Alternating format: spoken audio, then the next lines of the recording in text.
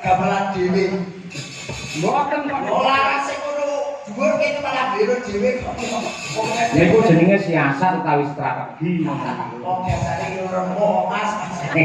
Ora nek ngomong eneke kok kemawon elek diomongi apik malah dirape Mas. Terus beliau iki kan ngomong ganti Mas. Gantang terus terang. Yen ala yo ngomong ala, nek apik ngomong apik. Nah, kula dipercados Indonesia sebagai benteng utamanipun menika ketentraman negara Indonesia. Nggih, nggih. Ning dereng marem Mas Gareng menawi niki artis-artis Madangkara tampil ke bebarengan.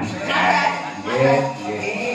Kula nyuwun dumateng Mbak Tri Hastuti, Mbak Pinong, Mbak Birgita lagi dan Genduk Umi Hanifah. Nggih, kaya apa? Nggih. Sing cantik-cantik cerita wis ditopi rek gone goro-goro. Nggih. Ya, langsung kemawon dalam lagunya nggih. Lestari. Ya. Ganti Pak. Lagu yang viral hari ini. Apa itu? Tombol kanan Pak. Tombol Aman. Aman. Oh, alah tombol kanan.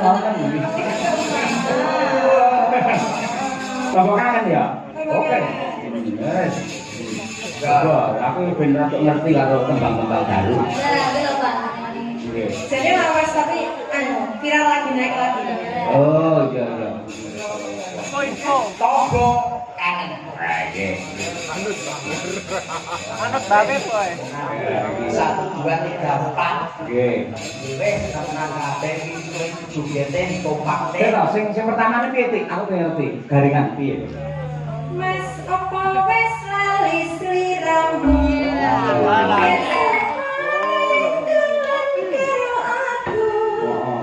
Pancen wis suwe ra tau ketemu. Wis mestine lali aku.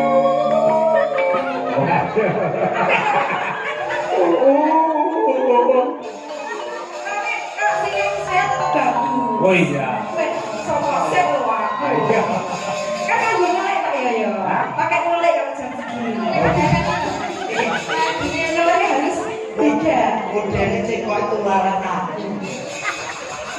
Biasanya Coba aku pengen ngerti ya, coba diaturake. Nggih. Bangun dong tak iki mau. Ya. Wis padha karo Toryudo lah. Ayo. Monggo, tombol kangen dados.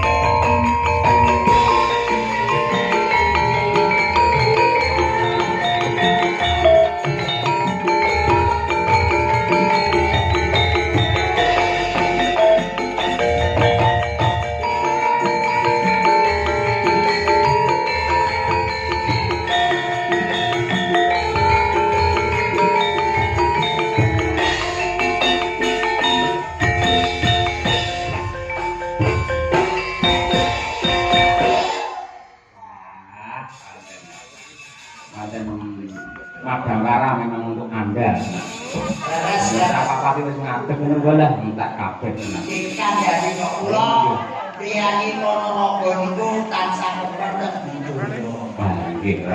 Moga remen budaya, remen mirsani ya remen nanggal. Nggih. Oleh ngene Ponorogo niku kutha priyoke budaya. Nggih. Apa oleh bangunane budaya. Leres.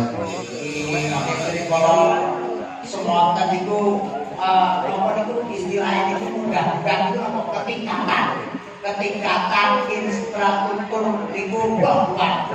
Infrastruktur. Infrastruktur.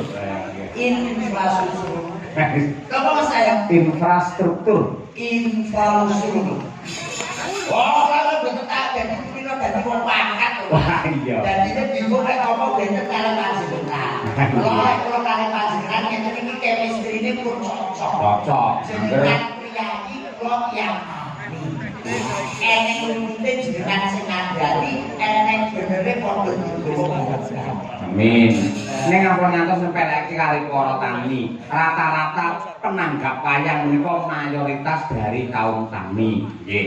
Wong bersih desa nika do iuran do swadaya lumpuk-lumpuk saka para kadang-kadang tani dilumpuke marang bendara desa. Akhire ginanggap wayang kaum tani. Nggih leres kok iki kula pasti kalau kanan nggih kula piyambak. Oh ngaten. Niki alhamdulillah Susilo Bambang Yudhoyono. Apa?